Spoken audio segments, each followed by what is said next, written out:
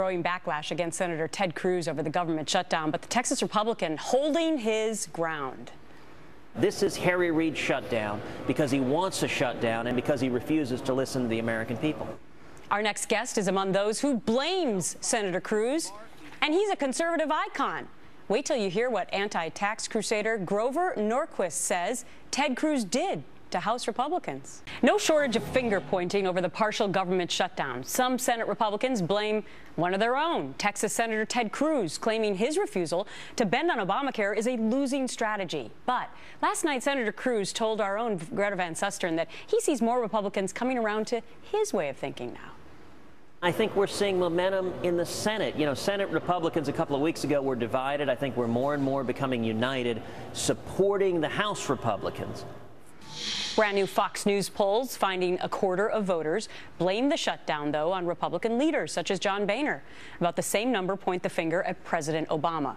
17% blame Tea Party Republicans such as Ted Cruz. Just 8% blame Democratic leaders such as Harry Reid. And 20% think all of them are responsible. Our next guest says Senator Cruz pushed House Republicans into traffic and then wandered away. Grover Norquist is the president of Americans for Tax Reform, and he's my guest. Good to see you. Good to be with you.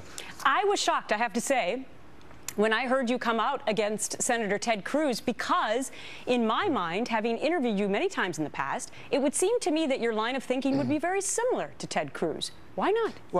Well, in terms of why we should have lower taxes, less spending, and get rid of Obamacare, I think Senator Cruz agrees with all the other Republicans in the House and Senate. Every Republican in the House and Senate has voted more than once to abolish Obamacare. There's no difference among Republicans on let's get rid of Obamacare as quickly as we can.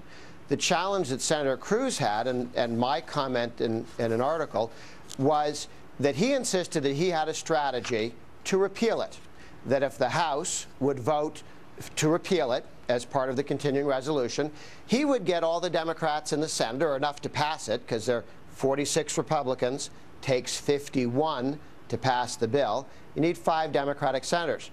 As soon as the bill passed in the House, Cruz announced he had no capacity to do what he said he was going to do, which was get those Democratic senators.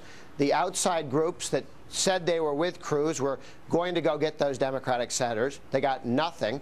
And that's why the House Republicans, I was just pointing out how angry House Republicans are that Cruz told them he was going to, that he had a strategy, didn't, and so the House Republicans have walked away from Ted Cruz's everything has to be repeal or nothing position. They've passed 2, 3 other bills.